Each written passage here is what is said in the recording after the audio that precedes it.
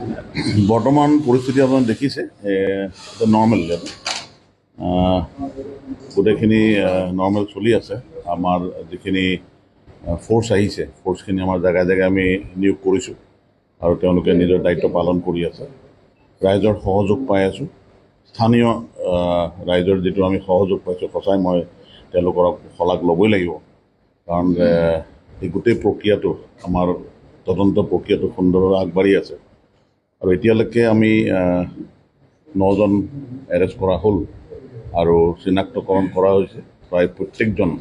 মই আগতেও কৈছোঁ যে যিখিনি প্ৰকৃত জুবিনৰ অনুৰাগী তেওঁলোকৰ কোনো ইয়াতে চিন্তা কৰিবলগীয়া একো নাই, কিন্তু জুবিনৰ অনুৰাগী বুলি সুযোগ লৈ যিখিনি দুষ্ট চক্ৰই অপকৰ্ম কৰিলে চিনাক্ত কৰা হ'ল। এজন এজনকৈ আমি চিনাক্ত কৰিছোঁ আৰু অতি শীঘ্ৰে তেওঁলোক জেইল হাজতলৈ প্ৰেৰণ কৰা হ'ব। আৰু বহুতে পলাই আছে, গম পাইছোঁ। পলাই থাকক, পলাই কিমান দিন থাকিব, কিন্তু আমি সদায় এই বিষয়টো আমি গুৰুত্ব সহকাৰে ল'ম। এজন এজনকৈ চিনাক্ত কৰা হৈছে। মই আগৰ পৰাই কৈ আছোঁ যে এই তদন্ত আমি বহুত গুৰুত্ব সহকাৰে লৈছোঁ আৰু দিনে ৰাতি আমাৰ তদন্ত চলি আছে। আমাৰ এটা টীম বনাই দিছোঁ, তেওঁলোকে এভিডেঞ্চ কালেক্ট কৰি আছে। আপোনালোকে আমাক সহযোগ কৰি আছে, স্থানীয় ৰাইজে আমাক সহযোগ কৰি আছে। স্থানীয় ৰাইজে এইখিনিলৈকে সহযোগ কৰিছে যে আমাৰ যিখিনি ডিউটিত মানুহ আছে তেওঁলোকক খোৱালৈকে তেওঁ চিন্তা কৰিছে, আৰু যিটো মৰম আৰু আদৰ আমি পাইছোঁ সঁচাই বৰ আৱেগিক হৈ গৈছোঁ এইখিনি দেখি।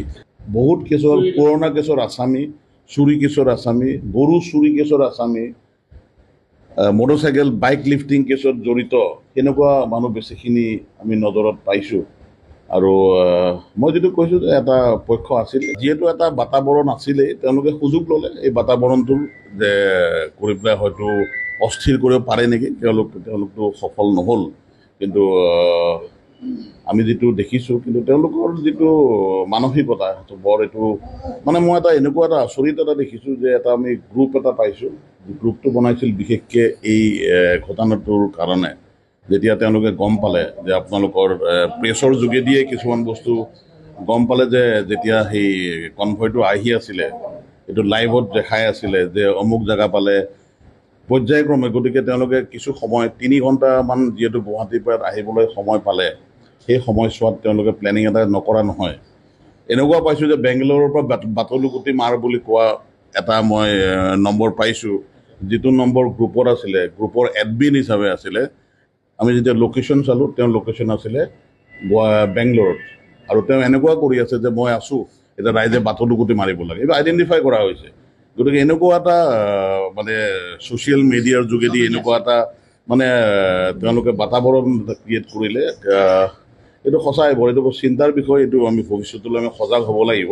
আমাৰ আৰক্ষীৰ 40জন আহত হৈছে, বা আমাৰ IGP ল and order sir, IGP BTAD sir তেওঁলোকৰো জখম হৈছিলে আৰু এতিয়া ক্ৰমান্বয়ে সুস্থ হৈছে। কিন্তু যিখিনি মেজৰ হৈছিলে, মোৰ বৰমা থানাৰ OCৰ তেওঁ প্ৰায় 5টামান চিলাই পৰিছে।